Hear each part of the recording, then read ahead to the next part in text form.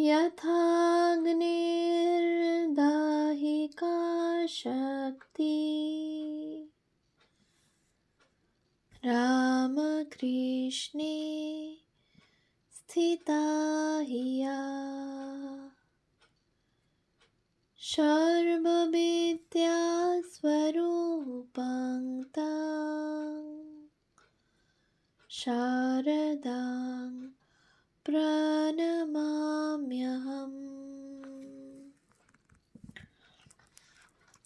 পূজনীয়া প্রব্রাজিকা নির্ভয়প্রাণা মাতাজির সম্পাদনায় রচিত ভারতীপ্রাণা স্মৃতিকথা গ্রন্থ থেকে পাঠ। পৃষ্ঠা সংখ্যা 207। সন্ন্যাসিনীদের স্মৃতিচারণ। সারদা মঠে একবার কালী পূজায় আমি ছিলাম না, ছিলাম কাশীতে। মঠ থেকে চিঠিতে আমায় লিখেছিলেন, পূজা বেশ ভালো হয়েছিল, তুমি ছিলে না, তোমার কথা বেশ মনে হয়েছে। এবার পূজার সময় একটিও শ্যামা পোকা ছিল না, সেজন্য কোনো অসুবিধাও হয়নি। আগের বছর পূজাতে অসম্ভব পোকায় খুব অসুবিধা হয়। কালী পূজা, শিবরাত্রি, ফলহারিণী ও শ্রী শ্রী ঠাকুরের জন্মতিথির দিন প্রায় সারা রাত্রি যে কালী কীর্তন ও ভজন হয়, তার উপস্থিতিতে সেটা বড় আনন্দের হতো। আমাদের সকলের সঙ্গে তিনি ভজন করতেন, আবার কখনো কখনো দাঁড়িয়ে উঠে হাততালি দিয়ে আমাদের উৎসাহ দিতেন। নিজে কঠোরতা করেছেন বেশি রকম, এবং সকলের জীবনেই কিছু কঠোরতা করা তাঁর পছন্দ ছিল। বেশি উচ্ছ্বাস, বেশি আরাম এগুলি পছন্দ করতেন না। মধ্যপন্থা অবলম্বনই ছিল তাঁর জীবনাদর্শ। তাই তো বলতেন, জীবন দেখাও। শেষ অসুখের কদিন আমাদের কয়েকজনের উপর রাত্রিতে পালা করে তাঁর ঘরে বসে থাকার ব্যবস্থা হয়। তখন অসুস্থতার মধ্যেও খবর করতেন, এখন কার ডিউটি আরম্ভ হলো। আমি গিয়ে বসা মাত্র বলতেন, ওখানে ওডোমস আছে, একটু মেখে বসো, তবে আর মশা কামড়াবে না। শুনে চোখে জল আসত। নিজের অসুস্থতার মধ্যেও অপরের ওপর কী দৃষ্টি!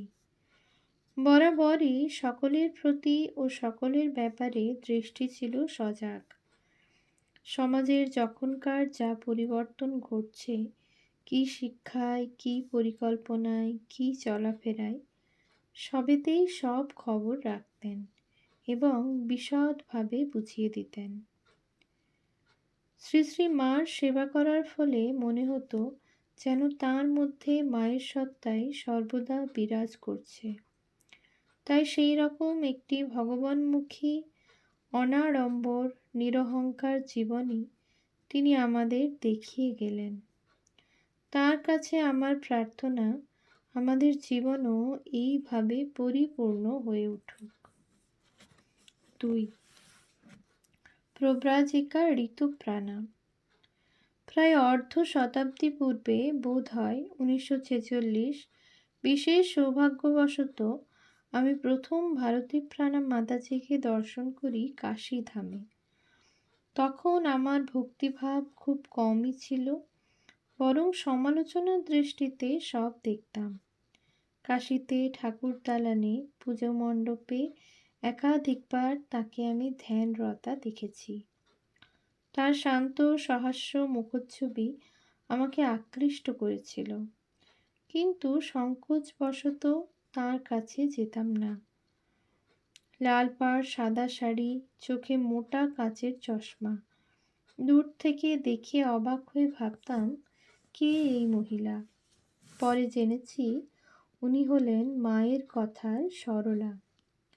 আশ্রমে এসে অন্য মহিলাদের মতো উনি অবান্তর প্রসঙ্গ কখনো করতেন না। একবার কি দুবার আমি তাঁর কাশীর আবাসে, বর্তমান সারদা কুটির, গেছি। তার কাছে যে কেউ যেত, সামান্য হলেও একটু প্রসাদ তাকে দেওয়া চাই। উৎসব আদিতে কাশীর ভক্ত মহিলারা অনেকেই তরকারি বা নৈবেদ্যের ফল কাটতে আশ্রমে জড়ো হতেন। তখনও তাকে দেখেছি নিঃশব্দে কাজ করে চলেছেন, মুখে একটিও কথা নেই। এইভাবে কাশীতে 6 বছর তাকে দূর থেকে লক্ষ্য করার সুযোগ পেয়ে আমি ধন্য। তখন থেকেই তার প্রতি আমার বিশেষ শ্রদ্ধা জেগেছিল। শ্রী শ্রী মার শতবার্ষিকীতে জয়রামবাটিতে মন্দির প্রতিষ্ঠা উপলক্ষে মা গেছেন। আমরাও গেছি। মা একটি ভিন্ন তাঁবুতে আছেন। আমি একটা কাজে তাঁর তাঁবুতে গেছি। তিনি আমার কুশল প্রশ্ন করলেন। আমি একটুও ভাবিনি যে তিনি আমায় চিনতে পারবেন। কাজেই খুব আনন্দ হলো। সরলাদি বা সরলা মাসিমা, তখন তাকে এই নামেই ডাকা হতো, মাঝে মাঝে নিবেদিতা স্কুলে এসে থাকতেন। আমি তাকে একদিন বলি, মা, আপনি যখন স্থায়ীভাবে এখানে এসে থাকবেন, আমি রোজ আপনার কাছে আসব। মা প্রতিবাদ না করে মৃদু হেসে বললেন, আচ্ছা, এই যে আমি এতদিন আছি, তুমি কবার আমায় দেখতে এলে? সংঘাতধক্ষা রূপে মা প্রায় 18 বছর মঠে ছিলেন। সেই সময়ের মধ্যে 1 বছর মঠবাসকালে তাকে খুব কাছে থেকে দেখবার সুযোগ পেয়েছি। আমাদের প্রতি তার অফুরন্ত স্নেহ যেমন ছিল, তেমনি প্রয়োজন বোধে দৃঢ়ভাবে শাসন করতেও তিনি জানতেন। যে কোনো বিশেষ পর্ব উপলক্ষে সকলে গঙ্গা স্নান করুক, মা চাইতেন। এরকম একটি দিনে ঘাট থেকে জল অনেক দূরে থাকায় কাদার ভেতর দিয়ে হাঁটতে হবে, সেই ভয়ে আমি গঙ্গা স্নান করিনি। জানতে পেরে খুব গম্ভীরভাবে কঠিন স্বরে মা বলেন, গঙ্গা স্নান না করলে আমি আর কখনো তোমার সঙ্গে কথা বলবো না। বেলা 11টায় জল একটু কাছে এলে আমি একটা ডুব দিয়ে ঠাকুর প্রণাম করে মার কাছে গিয়ে জানাই। মা তখন একমুখ হেসে বলেন, এইসব দিনে গঙ্গা স্নান করলে অনেক জন্মের তপস্যার ফল লাভ হয়। আমাদের সর্বাঙ্গীন কল্যাণের প্রতি তাঁর লক্ষ্য ছিল।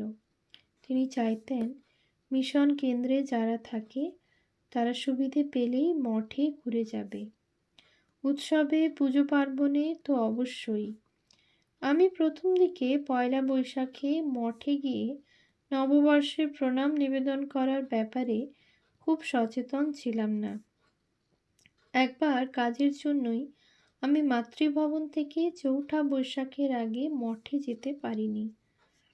ওই দিন মাকে প্রণাম করতে তিনি আমার প্রণাম নিলেন না। আমার মনে খুব দুঃখ হলো ও চুপ করে তার কাছে বসে রইলাম। কিছুক্ষণ পরে উনি বুঝিয়ে বললেন যে আমরা শুধু কাজ করবার জন্য সঙ্গে আসিনি, মাঝে মাঝে মঠে এসে একটু জপ ধ্যান করাও আমাদের কর্তব্য। তারপর আমাকে প্রণাম করতে দিলেন। বহিরাগত গৃহী ভক্তদের প্রতিও তিনি মাঝে মাঝে খুব কঠিন হতেন। নিয়মের ব্যতিক্রম করা একেবারেই পছন্দ করতেন না। তখন নিয়ম ছিল মঠে প্রসাদ পেতে হলে হয় সকাল 9টার মধ্যে এসে যেতে হবে, নয়তো চিঠি দিয়ে বা যেভাবে হোক আগে জানাতে হবে। একজন মহিলা কিছুতেই এই নিয়ম মেনে চলতেন না। বারবার বলা সত্ত্বেও তিনি আগে না জানিয়ে দেরি করে এসে প্রসাদ পেতেন। একবার মা তাকে এই দোষের জন্য খুব তিরস্কার করেন। বাইরে মিশন কেন্দ্র থেকে আমাদের কেউ মঠে এলে মার ইচ্ছা আমরা প্রসাদ পেয়ে যাই।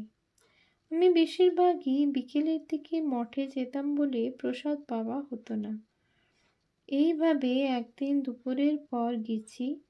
মা তখন উপরের ঘরে ডায়েরি লিখতে ব্যস্ত। সন্ধ্যাবেলা নির্দিষ্ট মিশন কেন্দ্রে ফিরে আসবার আগে মাকে প্রণাম করে বলি, এবার চা খেয়ে চলে যাব। শুনে মা খুব গম্ভীর হয়ে বললেন, তোমার প্রসাদে কোনো ভক্তি নেই, যাও আমার সঙ্গে আর কথা বলো না। আমি প্রসাদ নিয়ে যাব না বলাতে তিনি অসন্তুষ্ট হলেন। সব ব্যাপারেই একটা শৃঙ্খলা ও নিষ্ঠা মেনে চলা তাঁর পছন্দ ছিল। নিত্যকার ডায়েরি ঠিক সময়ে লিখতেন, প্রতিটি জিনিস যথাস্থানে গুছিয়ে রাখতেন। তার সময়ের জ্ঞান খুব বেশি ছিল। রাত্রের খাওয়ার পর সমবেতভাবে কথামৃত পাঠের আগে ওইটুকু সময় তিনি ঠাকুর বাড়ির সামনের রাস্তায় কবার এদিক থেকে ওদিক হাঁটতে পারবেন তাও গোনা ছিল। যখন শ্রদ্ধাপ্রাণা বলতেন, মা, পাঠের সময় হয়েছে, তিনি বলতেন, না, এখনো সময় হয়নি, এবং দেখা যেত মা একেবারে ঠিক সময়ে এসে বসেছেন। বালিকার মতো রেডিওতে ভালো নাটক হলে শুনে তিনি আনন্দ করতেন। প্রতি শুক্রবার শোনা চাই। আশেপাশে যারা থাকতো তাদের তখন একটিও কথা বলা চলবে না। তার রসবোধ খুব ছিল। মার সঙ্গে ট্রেনে প্রথম শ্রেণীর কামরায় আমরা দিল্লি যাচ্ছি। সেবার গাড়িতে জলের খুব কষ্ট, কলে জল নেই। বিদ্যাপ্রাণাজি বললেন, সঙ্গে কলা আছে, কিন্তু একটু আলগোছে খেতে হবে, তাহলে এঁটো হাত ধোয়ার জল লাগবে না। মা মজা করে বললেন, কি, আমরা ফার্স্ট ক্লাসে যাচ্ছি, সাহেবদের মতো কামড়ে কামড়ে কলা খাবো। নিরভিমানী মাকে দেখে অবাক হয়ে যেতাম। অনেক সময় তিনি আমাদের সঙ্গে একেবারে এক হয়ে যেতেন। একদিন তার সঙ্গে বেলুড় মঠে পূজনীয় স্বামী বিশুদ্ধানন্দের দর্শনে গেছি। কোনো একটি কারণে মহারাজ উপস্থিত সকলের সামনে আমাকে খুব বকেছেন। তিরস্কৃত হয়ে আমার খুব দুঃখ ও অপমান বোধ হয়েছে। মঠে ফিরবার পথে মা বলছেন, দেখো, আমাদের তো বকুনি খাওয়াই উচিত। আধ্যাত্মিক সাধনাতে আন্তরিক প্রচেষ্টা কোথায়? তখন আমি ভাবছি, মা কোথায় আর আমি কোথায়? তিনি নিজেকে আমার স্তরে নামিয়ে এনেছেন, আর আমি অভিমান অহংকারের পুঁটলি। মার মুখে শ্রী শ্রী মার এই কথাটি খুব শোনা যেত, যার আছে সে মাপো, যার নেই সে জপো। উদ্দেশ্য আমাদের বলা, তোমরা তো জপ করবে। একদিন বলছেন, ভ্রমিয়ে 12, ঘরে বসে 13, যদি করতে পারো। তারপর বুঝিয়ে বলছেন, ভ্রমণ করলে যা ফল পাবে, যদি করতে পারো, এক জায়গায় মন লাগিয়ে ধ্যান জপ করলে বেশি ফল পাবে। একবার কাজের জন্য বেরিয়েছিলাম। শ্যামবাজারের মোড়ে পড়ে গিয়ে আমার একটা পা ভেঙে যায়। মা তখন নিবেদিতা স্কুলে আছেন। খবর পেয়ে বলছেন, ও কি ঠাকুরের নাম করে বেরোয়নি? মাতৃভবনে একদিন পুজো করছি। মা ঠাকুর ঘরে একপাশে বসে আছেন। আমি বেলপাতা একটু কম আছে মনে করে শ্রী শ্রী ঠাকুরের অর্ঘ্যে তুলসী পাতা দিচ্ছি। মা ঠিক লক্ষ্য করেছেন, তক্ষুনি বলছেন, দেখো গো, আমাদের ঠাকুর কিন্তু শাক্ত, বৈষ্ণব নয়, তুলসী দিলে হবে না। বেলপাতা না থাকলে উদ্দেশ্যে জল দাও। পরে আমি যখন বলি, মা, ঠাকুর তো সর্বদেব ও দেবীর স্বরূপ, তবে বাধা কোথায়? মা বললেন, তবুও ঠাকুরের অর্ঘ্যতে আমরা বেলপাতা দেবই। অন্য একদিন মার উপস্থিতিতে আমাদের মধ্যে কার মন্ত্রদীক্ষা কার কাছে হয়েছে ইত্যাদি কথা ওঠাতে আমি বলি, সন্ন্যাসিনীদের তো আমি জানি সন্ন্যাস গুরুই গুরু, তার নামই বলতে হয়। তাই আমাদের মাই গুরু, কারণ তার কাছেই আমাদের সন্ন্যাস দীক্ষা হয়েছে।